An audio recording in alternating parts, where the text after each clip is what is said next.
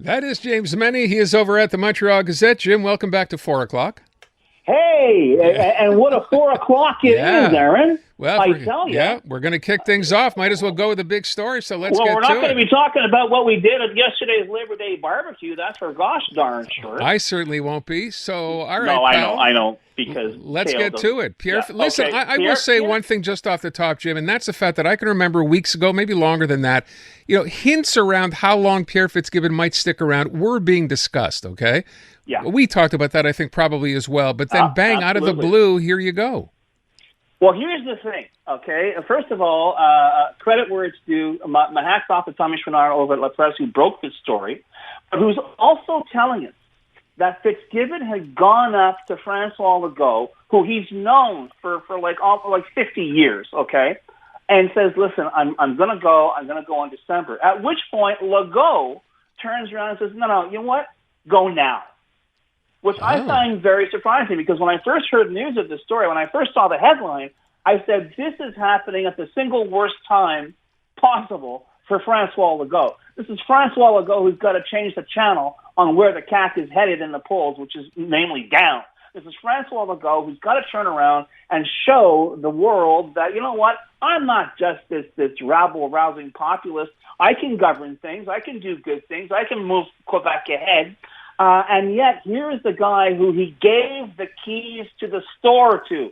Pierre Fitzgibbon, Minister of Energy. Pierre Fitzgibbon, Minister of the Economy. Pierre Fitzgibbon, basically in charge of everything that has a huge role in the daily lives of Quebecers, turning around and not just leaving, but being told, you know what, don't let the door hit you on the way out. And it's going to be a very interesting press conference tomorrow, Aaron. If these two guys are sitting down together, I do hope someone raises the whole issue of why Mr. Fitzgibbon's departure plans had to be changed by Mr. Legault. But the fact of the matter is the opposition is going to have a field day with this. And while there are conflicting reports as to whether or not Francois Legault is going to stage a cabinet shuffle, I will do the kindest thing I can say right now about the bench that Francois Legault was presiding over is, don't forget, you don't have to be an elected MNA to be a minister in a provincial government.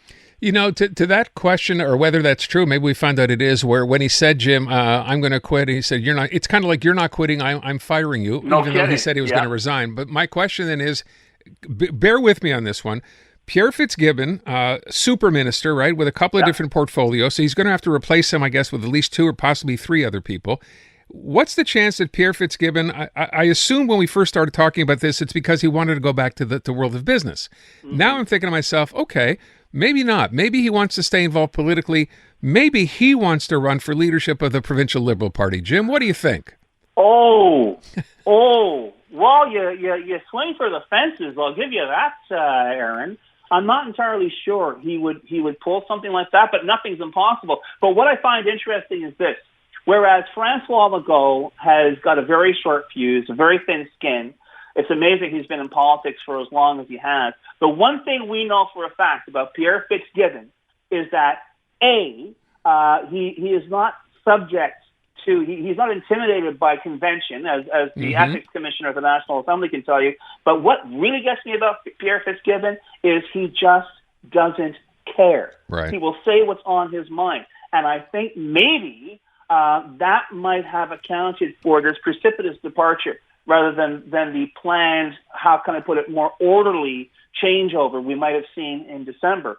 But all that said, this is terrible news for Legault, terrible news for the CAQ. I don't care how they try and spin this, okay? And now, I mean, I'm seeing one report saying, well, his duties will be divided. There won't be a shuffle. His duties will be divided in the existing cabinet. And I'm thinking, the only person I know who's got a decent enough fastball to run those portfolio is Christian Dubé, and I'm sorry, he's kind of busy right now. So it's a very, very interesting situation, but one as well that I'm sure is going to have a really bad, negative effect on the next poll. This does not look good for Francois Legault nor the CAQ. This is supposed to be a time of renewal, a time of sitting down and speaking as one and having a plan for Quebec. And quite frankly, as I say, it looks like the number two guy in government, or perhaps more accurately, the number one A guy in government, has decided to move very, very quickly. Yeah, and I think we're all curious to see, where he's going, if he even tells us that when this happens. So that'll be fun to watch. Oh, I think he's going to stay cool for a while. But listen. I said to swing for the fences. I didn't say it was impossible. But in politics, maybe not. But certainly, and the other thing we have to bear in mind, I think it's important to remind the listeners of this, Aaron, is that remember, Pierre Fitzgibbon, I think it was last week or maybe the week before, said, hydro rates are going to go up. Sorry, there's massive investments that have to be done, and in the next 5 years, your rates are going to be going up. Sorry, I can't sugarcoat it. Simple as that. At which point, Legault turns around and says, as long as I'm Premier of Quebec, rates will not exceed 3%, which I thought, you know what? If that's my number two guy, maybe, call him into your office and scream at him, but you shouldn't let light appear between the two of you that much, especially on an issue that so many Quebecers can understand and get angry over. So I'm not saying that played a role, and as I say, it's going to be a very interesting press conference tomorrow morning, but honestly, there are way more questions here than answers, and one of those main questions as well is how big or how much larger has the tax existential crisis become now with the departure of Pierre Fitzgibbon? Yeah, fair to ask. And listen, the other issue, of course, that's going to dominate, I imagine, again, in the wake of the nurses union, the fix saying the last deal from the government was what they described as smoke and mirrors. Yeah. I mean, we're beyond embarrassing. I said this last week. We're at 520 some odd days of not being able to come up with an agreement. Then every time Sonia Labelle seems to imply that the next deal is so much better, the union says, okay, she's basically just, she's basically making it up. It's no better. It's no different. This is something the government's going to obviously have to deal with because this is a pretty big deal. Exactly. And the question now is, because they've allowed this problem to fester for 500 days, the FIC, which, yes, it's the largest nursing union in Quebec. It has 80,000 members, all of whom can easily garner much more of the public sympathy than any government in Quebec City.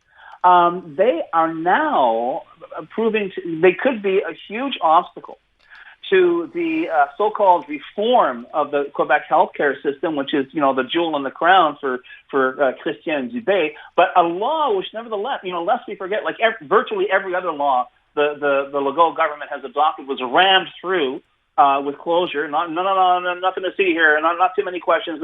We have to get this done. They want to fundamentally change how healthcare is dispensed in Quebec. FIC is saying, no way, you calm down. You're going to talk to us like the professionals we are. We are not pawns in your game. We're interchangeable, and we can be moved here and there to this hospital and that hospital. And they do have a point. And I have to tell you, I won't presume to speak for our listeners, but between the two, God forbid, if I ever need to go into the Quebec healthcare system, I'd much rather have happy nurses than contented politicians. I think that's fair. I think we could all agree with that. Jim, I want to ask you one last thing, because this is how I started our show today in our question. I don't know if you happen to see the Journal de Montréal's piece on the weekend on Pierre Poilievre, a bit of a deeper dive for all the Quebecers, who don't really know who he is, because maybe on the Anglo side, if you're sort of following politics, we know very well who he is. But in Quebec, he doesn't have the same kind of following as he does around the rest of Canada. So I found it kind of interesting. And I asked people basically, what do you think? Is this guy, I think the line I used was, is he a breath of fresh air or a breath of hot air? And so far, and I will tell you just by virtue of the calls we took, and I'm going to come back to this in a second, there's a lot more anti-Poilievre than pro-Poilievre here. What's your take on all this? Oh, absolutely. I think whether he speaks, and he's utterly bilingual, right? But whether he speaks English or French, he can prove to be equally annoying and grating in either official language. And the guy just doesn't get it. The guy or his handlers seem to think this is what we do. We put in the batteries to this, de-energizer bunny, and we turn them loose in French or English.